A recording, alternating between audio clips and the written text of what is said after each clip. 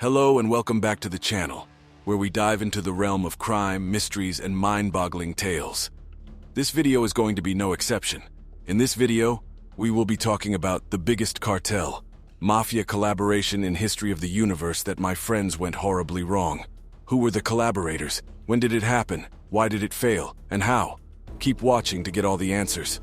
Without further ado, let's begin. LACOCG in Italy. Since recent times, Mexico's deadly drug gangs have been using the Sicilian port city of Palermo as a conduit to transfer narcotics to the European market.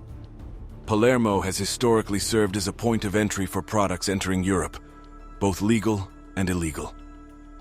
10 years of Italian authorities' inquiry uncovered linkages between Italian companies and Mexican drug criminals earlier this year to transfer cocaine shipments over the Atlantic Ocean.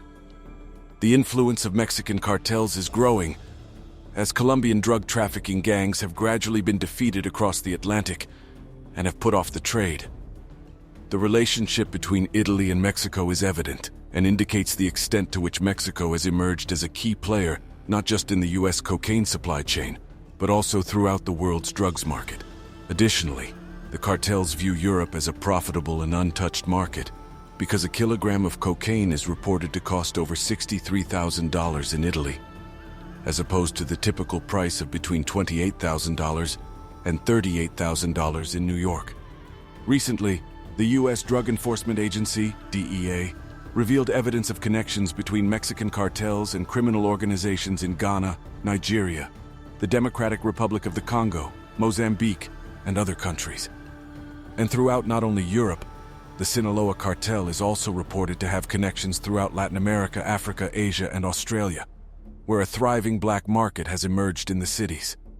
Italian organized crime organizations have been able to get close to the Mexican cartels thanks to the continent's rising cocaine demand over the past 10 years and the expansion of trafficking routes through West Africa and Europe. Clan del Golfo, the largest drug cartel in Colombia. The Clan del Golfo, also known as the Gaitanist Self-Defense Forces of Colombia, and formerly known as Los Urabeos and Clan Suga. It is a major part of the armed conflict in Colombia, and has its headquarters in the Antioquia area of Urabá. One of the groups that emerged when the United Self-Defense Forces of Colombia were demobilized is Los Urabeos. Late in 2011, Los Urabeos and Los Rastrojos waged war on one another for control of the Medellin drug trade. They appear to be Colombia's leading distributors of cocaine, making cocaine trafficking their major source of revenue. It was estimated to have 3,000 members in the inner circle of the group in 2016. Its current membership is unclear. As of late 2021, it is thought to be the most powerful criminal organization in Colombia. One of its competitors is the National Liberation Army. Generals and colonels, who are at the top of the military food chain, have been recruited as collaborators by the Gulf Clan. Homicide rates in Colombia's northern departments have skyrocketed as a result of the clan. Currently, it ranks among Colombia's drug trafficking organizations, DTOs, the most ambitious and brutal. The gang now has a stronghold in the departments of Antioquia, Sucre, and Cordoba, with a presence in several other departments and areas around the nation, including major cities like Medellin and Bogotá. With direct lucrative alliances with Mexican drug cartels as well as European crime organizations like the Ndrangheta and the Albanian Mafia, who split the billions of dollars made from the illegal cocaine trade with the clan, making the clan the world's largest distributor of cocaine. Arrest. Over time, the Clan del Golfo developed relationships with numerous organized crime organizations all over the world, including the Balkan networks, the Calabrese Mafia, the Cosa Nostra, and more. In 2009, Otoniel and his brother Juan de Dios Suga, also known as Giovanni, assumed leadership of the Clan del Golfo. In 2012, after Giovanni was assassinated by police authorities, Otoniel became the only leader. Following Giovanni's murder, Clan del Golfo put a curfew on the whole population of northern Colombia, outlawing all trade, business, and public transportation. Otoniel apparently made a similar offer to Colombian drug lord Pablo Escobar, offering $500 for the life of any police officer in the country. Otoniel became well known throughout Colombia as a result of his deeds, making him a wanted man. In 2015, Operation Agamemnon assigned Colombian police unit Bloque de Búsqueda, known for killing Pablo Escobar in 1993, with the aim of finding Otoniel. But despite this heightened scrutiny from law enforcement, Clan del Golfo's fortunes kept improving, especially after the FARC's demobilization in 2016 when it moved into the freshly vacated region.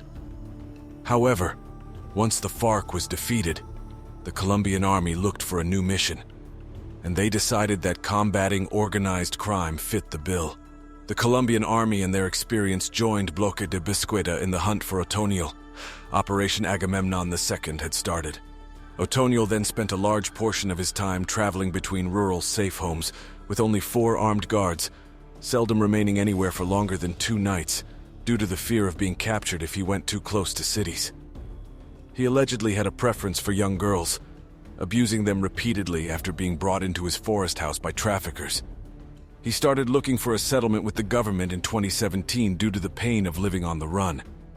He requested Pope Francis, who was in the nation, to make a plea as well. However, Operation Agamemnon II was now well underway, and the senior Clan del Golfo leadership, including members of Otoniel's own family, was being eliminated one by one. The noose was tightening. In October 2021, Colombian and British security agencies worked together to use satellite photos to find Otoniel's hiding place in the jungle.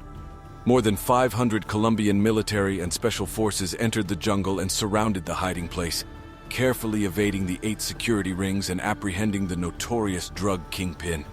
Playing to the international media, President Ivan Duque declared that the capture of Otoniel was only comparable to the fall of Pablo Escobar, with the same passion that his predecessor did upon the capture of Daniel El Loco Barrera, another drug lord.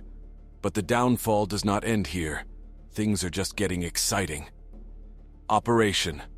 As part of the investigation, undercover operatives infiltrated a drug trafficking network that operated throughout Italy in the northern regions of Veneto and Lombardy, the southern province of Calabria, which is home to the 'Ndrangheta Mafia, and the Lazio region, which includes Rome. Following a year-long investigation that included participation from U.S. Homeland Security and the Spanish National Police, the cocaine was found in the port city of Trieste in northeastern Italy. In 19 controlled deliveries, significant suspects at the intermediate and international levels were identified, the document said. Agents confiscated the drugs, €1.8 million in cash, and several allegedly trafficking-related vehicles, including a big rig truck, in addition to the drugs. According to Italian officials, 4.3 tons of cocaine with a street value of more than €200 million have been seized. The dreaded Gulf clan of Colombia suffered a setback as a result of the haul, which the Guardia di Finanza claims is one of the biggest ever cocaine raids in Europe. Italian anti-mafia authorities said that the undercover operation dealt a strong blow to one of the most significant Colombian narcotics groups. The cocaine, which had been valued €240 million on the Italian market, was purchased by criminal organizations for an estimated €96 million, according to authorities, for alleged international drug trafficking in Italy, Slovenia, Croatia, Bulgaria, the Netherlands, and Colombia. Authorities have also filed 38 arrest warrants.